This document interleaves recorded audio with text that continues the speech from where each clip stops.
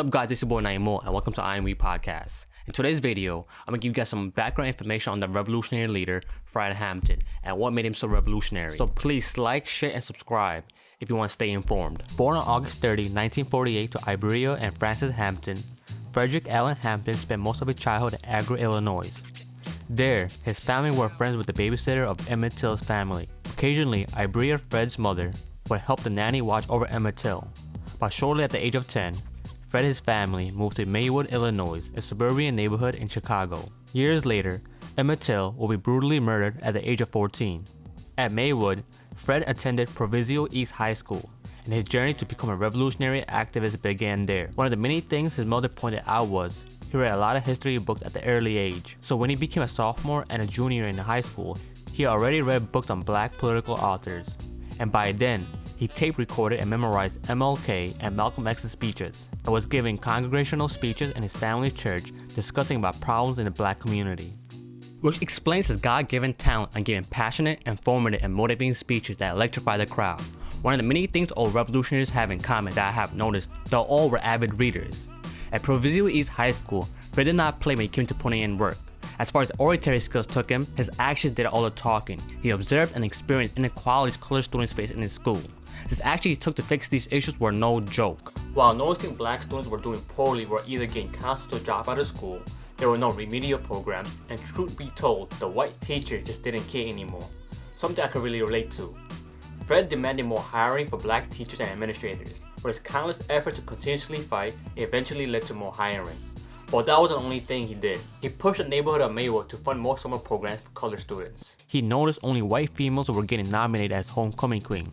He organized a student walkout and boycotted the event, resulting in the school electing its first black homecoming queen. On top of that, Fred organized students to march to Maywood's police station when a student from high school was unjustly arrested. They protested until his release, and mind you, he was doing all this when he was just a teen. As his popularity rose and a cool, calm, and collected demeanor, he ended up becoming the head of the Interracial Council, a position where he mediated any racial tensions in the school premises, as well as educating and reforming white students on their personal racist viewpoints. Even after he graduated, the principal would call him back to ease the racial tension. With that being said, Fred conducted 3-day workshops for white, black, and Latino students and school officials and community members as well. By all of these actions he took that resulted in changes, to me, his fight for building community swimming pool and recreational centers stood out to me the most. During this period, surrounding white neighborhoods had access to swimming pools, but it was only restricted for them. The segregation was one of the many reasons why Fred had to take action. Throughout Fred's different phases in his activist career, he was fighting for this pool to be built. To him, it was unjust. Why should white folks be allowed to have a pool when marginalized communities had to battle the hot Chicago summers? Fred was on a mission to make changes within his community. With his hard work, love for his community, and his outspokenness, he grabbed the attention of Don Williams, a prominent figure of the Chicago NAACP scene. He wanted to form a youth branch, and who better to recruit than young Fred? Fred accepted the position and became the first leader of the NAACP youth chapter. Within a short period, a young revolutionary in the making, he recruited 200 members less than a year. This man wasn't playing, he didn't even reach his full potential yet. With the support of the NAACP, Fred organized young people at Maywood and went straight to the Maywood Village Board demanding the building of the swimming pool and recreational center. But surprisingly enough, guess who overreacted? The Maywood police started to tear gas the large crowd, resulting into a riot and ultimately leading to Fred and other members' arrest for mob action. The NAACP did not like this at all. They started to slowly move away from Fred and members who supported him. This wasn't Fred's biggest worry. Maywood's police was literally on him, harassing him and arresting him for traffic violation. From the deep corner looking through a telescope watching his every move like a con man looking for a quick hustle, the FBI had Fred Hampton in their radar, and Fred didn't know at all. This man hasn't even reached the age of 21 yet. Finally, this epic revolutionary journey takes a major turn, basically my favorite part. Fred joins the Black Panther Party.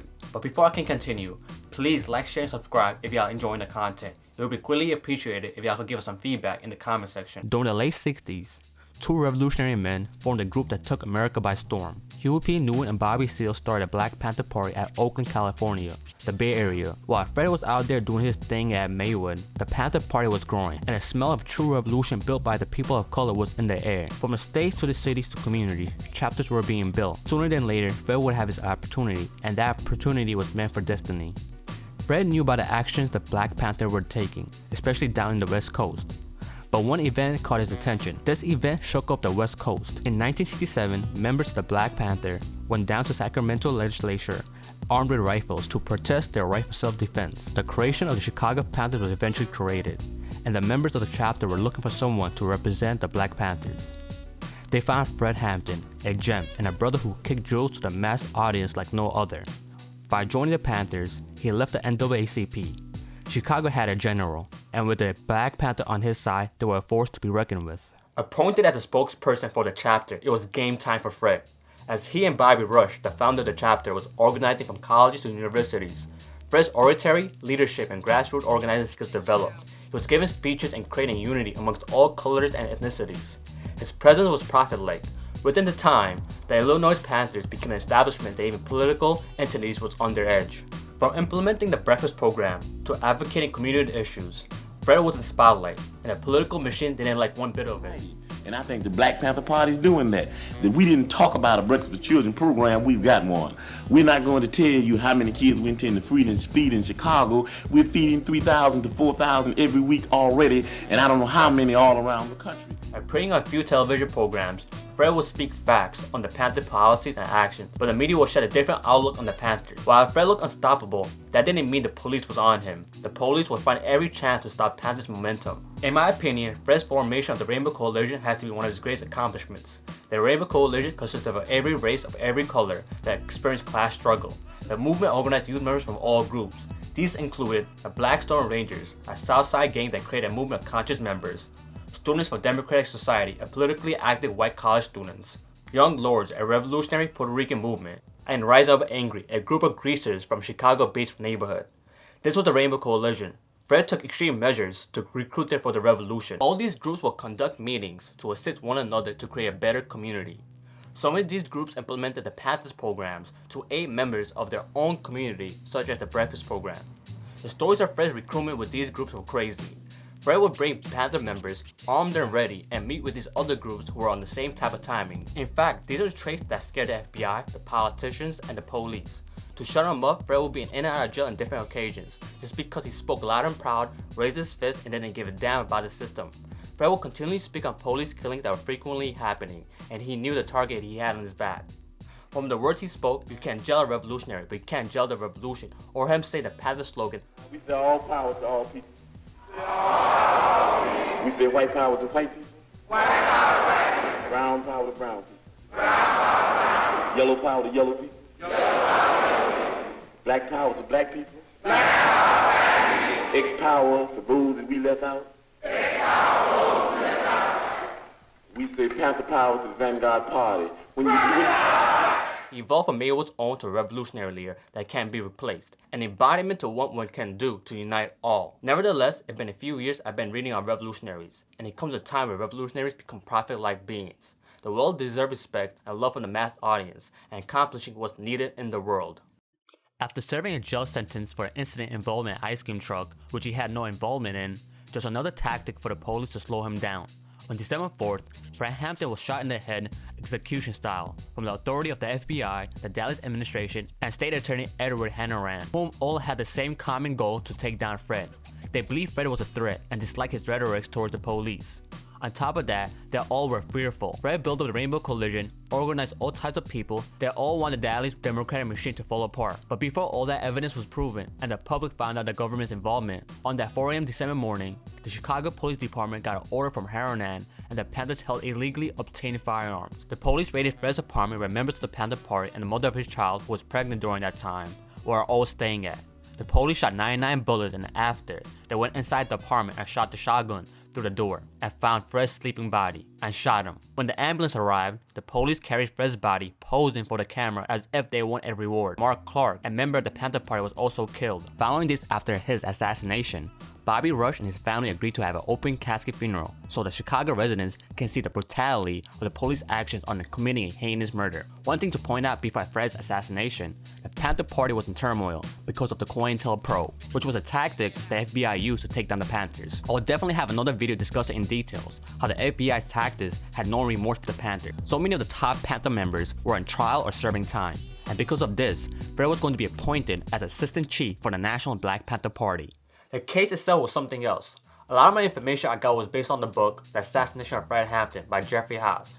And let me tell you, this case was another discussion itself, but I'll summarize the key parts. During the case, Haronan kept ensuring to the public that Fred's death wasn't a political assassination attempt. And the members of the Panther Party named William O'Neill, who was a member of the Chicago Panther chapter and who also maintained a close relationship with Fred, was recruited by the FBI as an informant. He supplied all the tools that was needed to murder Fred. He supplied the blueprints to Fred's apartment, and much worse than that, where Fred was sleeping at. Even that couldn't be any worse. He drugged Fred to fall into a deep sleep, which explains why Fred didn't wake up to the 99 shots that were being fired at. You see, the FBI had no remorse. This is one of the many examples of the COINTELPRO tactics the FBI used, and many other Panthers members fell victim to this.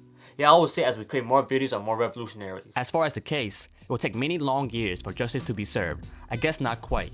In my opinion, we lost Fred and there isn't any justice that can be done to bring him back. Proven evidence was shown that the FBI, Daly, and Haronan were all in this together, and how the COINTELPRO and William O'Neill played a huge role in taking down Fred. At the end, Fred and his family and the survivors of the raid will win the case and receive a settlement. The proven evidence showed that all the bullets were coming from the outside or was from the police, which shows that police shot first and continued while the members of the party didn't instigate the shootout as the police tried to say in court. The informant the FBI recruited and supplied a blueprint to Fred's apartment provided enough evidence that a conspiracy to assassinate Fred wasn't a conspiracy at all. Alright guys, thanks for taking the time to watch this video. It's my first video and I felt like I've done justice. Fred to me has to be my favorite Panther member, but like I continue to say throughout this video, we will definitely make more videos on different revolutionaries. And if there are any specific ones y'all like us to do research on and create a video on, we would love to do so. But before I end it, Fred didn't die in vain.